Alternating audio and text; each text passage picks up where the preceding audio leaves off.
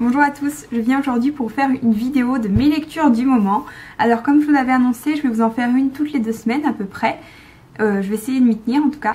Et cette semaine j'ai tout ça à vous présenter. Alors il y a 2 semaines je vous quittais avec ma lecture du moment qui était Sœur sorcière de Jessica Spotswood. Donc depuis je l'ai fini. Et j'en ai même fait une vidéo exprès pour vous parler que de ce livre. Donc si vous voulez vraiment savoir mon avis complet sur ce livre, je vous invite à aller voir cette vidéo. Ce livre était plutôt une bonne lecture, c'est-à-dire que j'étais plutôt prise dans l'histoire et intéressée par ce qui se passait. Mais à côté de ça, c'est franchement pas un chef-d'œuvre. Il y a il y a quelques points négatifs, il y a quelques ficelles, on va dire, scénaristiques, etc.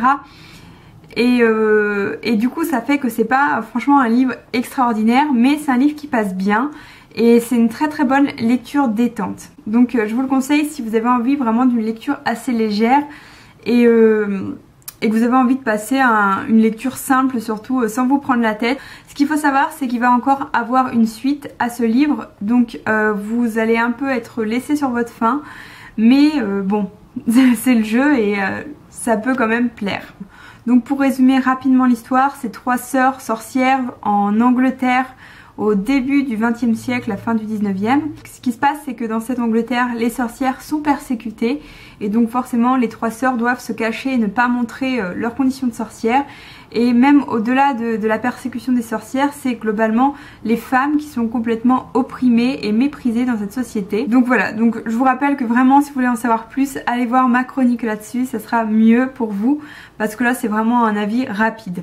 Ensuite, une fois que j'ai fini de lire Sœur sorcière, je me suis attaquée à un livre que j'ai depuis très très longtemps dans ma pile à lire, mais que j'avais un peu fait retarder le moment de la lecture. Il s'agit de Agnès Grey, donc de Anne Brontë. Donc moi je vous l'avais présenté une fois, j'ai cet ouvrage où dedans il y a les 3 livres des 3 sœurs Brontë. Donc j'ai déjà lu Les Hauts de Hurlevent de Émilie Brontë que j'avais mais vraiment adoré. C'est un super roman que je vous conseille vraiment. Et du coup j'ai pas encore lu Jane Eyre, mais on m'en a dit beaucoup de bien, donc j'ai hâte de le lire. Et là j'ai lu Agnès Grey, donc de Anne Brontë. Agnès Grey, c'est l'histoire d'une gouvernante qui va quitter sa famille pour avoir de l'argent. Et là ça va plutôt pas très bien se passer parce qu'elle va tomber sur des enfants qui sont insupportables, sur des parents qui sont très hautains et méprisants envers elle. Et voilà. Donc je vais vous dire les choses très franchement, même si bon c'est pas très correct on va dire, mais globalement je me suis vraiment ennuyée. Pour rester polie, je me suis vraiment ennuyée en lisant Agnès Grey, je n'en pouvais plus. Pourtant le roman est pas très très long, hein, il est assez petit. Mais mon dieu que c'est ennuyant. Donc franchement moi les histoires d'une gouvernante qui arrive dans une famille et en plus le problème c'est qu'elle est super pieuse, donc elle veut tout faire d'un point de vue moral qui soit bon selon elle. Et du coup franchement enfin je me suis tellement ennuyée. J'ai trouvé l'héroïne absolument assez insupportable parce que elle se laisse totalement piétiner. L'héroïne a un caractère très particulier. Et, enfin elle a peu de caractère en fait on va dire. Et elle est pieuse au possible. Vraiment l'histoire qui ne me touche pas personnellement déjà. Et qui a le don de m'ennuyer. Donc après franchement c'est personnel parce que je sais que ça peut plaire à beaucoup de gens. Parce qu'à côté il y a quand même un portrait des familles de l'époque, etc. Des conventions sociales de l'époque aussi, donc c'est vrai que ça peut être intéressant, mais moi vu comme ça, vu à la manière de ce personnage, j'ai vraiment pas aimé du tout. Voilà, donc j'étais très déçue, surtout que par rapport aux Hauts de Hurlevent, j'ai trouvé que c'était très différent parce que Les Hauts de Hurlevent est un roman que je trouve extrêmement sombre et extrêmement violent psychologiquement par moments. Donc c'est vraiment un roman qui ne laisse pas indifférent, tandis que là c'est assez lisse, assez enfin il n'y a pas de choses qui m'ont vraiment choquée, ou alors je ne suis pas sensible, je ne sais pas, mais en tout cas c'est vraiment une déception pour moi. Donc c'était Agnès Grey de Émilie Brontë.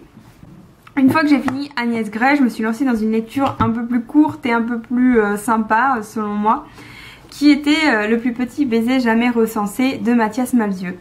Alors ce livre c'est la suite métaphorique, je cite, hein, c'est dans le résumé qui dit ça, c'est la suite métaphorique de La mécanique du cœur de Mathias Malzieu que j'ai lu il y a pas longtemps et que j'avais adoré. Je vous ai fait un conseil lecture en 5 minutes sur la mécanique du cœur si ça vous intéresse d'en savoir plus. Et donc j'avais adoré, j'avais hâte de lire la suite qui est Le plus petit baiser jamais recensé. Alors en fait ne vous méprenez pas parce que c'est pas totalement la suite quoi. C'est, disons que le personnage se ressemble au personnage qu'on a dans la mécanique du cœur, mais on sait pas trop si c'est exactement lui, etc. Donc bon. Donc ce qui se passe dans ce livre, c'est que le héros va embrasser une fille un soir, mais ce baiser va durer vraiment un très peu de temps et la fille va disparaître, littéralement. Et donc le héros va se mettre en quête de cette fille pour la retrouver. Donc une histoire vraiment toute simple. Si vous ne connaissez pas Mathias Malzieu, c'est un univers qui est très particulier. Pour moi ça me fait parfois un peu penser à Boris Vian, je vous l'avais déjà dit, même si bon voilà c'est quand même différent, mais il y a un petit quelque chose qui me fait penser à Boris Vian.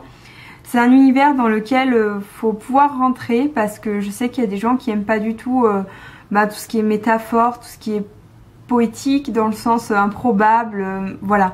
Et tandis qu'il y en a qui adorent. Donc moi j'avoue qu'à la base je n'aime pas trop. Et dans la mécanique du cœur, pourtant c'était largement passé, j'avais beaucoup aimé. Et là, dans Le plus petit baiser jamais recensé, je dois vous avouer que j'ai quand même moins aimé que dans la mécanique du cœur. J'avoue m'être un peu ennuyée à certains passages où je trouvais qu'il allait un peu trop loin dans la métaphore. Mais bon, ça c'est personnel, hein. Il y en a qui aimeront beaucoup, je pense. Mais bon, globalement ça reste un bon livre, un livre qui est assez, qui est beau quoi, c'est une très belle histoire. Pour faire simple, c'est un univers à part entière où il faut savoir rentrer dedans. Et après ça dépend des gens. Donc moi comme j'y suis pas trop sensible à la base, c'est vrai que ça peut pas être un coup de cœur vraiment ce livre. Mais ça reste une bonne lecture, donc je pense que les gens qui seront sensibles vont vraiment l'adorer. Sachez que ce livre je l'ai mis en jeu dans un concours qui est ouvert jusqu'au 5 février. Si ça vous intéresse de le gagner, je vous invite à aller voir ma vidéo là-dessus. Au cas où vous voudriez tenter votre chance. Donc voilà, c'est Le plus petit baiser jamais recensé de Mathias Malzieu. Enfin, je vais vous parler de ma lecture actuelle. Donc c'est une lecture qui est assez compliquée et que je mets beaucoup de temps à lire parce que faut vraiment me plonger dedans. Donc c'est Le monde d'hier de Stefan Zweig. Donc c'est ce livre-là. Ce livre, je ne sais pas si vous le connaissez, je pense que peut-être vous connaissez Stefan Zweig parce qu'il est très connu. C'est lui qui a écrit 24 heures dans la vie d'une femme, enfin... Je pense que vous voyez un peu ses romans. Et Le monde d'hier, je sais pas, il me semble qu'il est un peu moins connu puisque c'est très particulier. C'est un roman qu'il a écrit juste avant de mourir, de se suicider.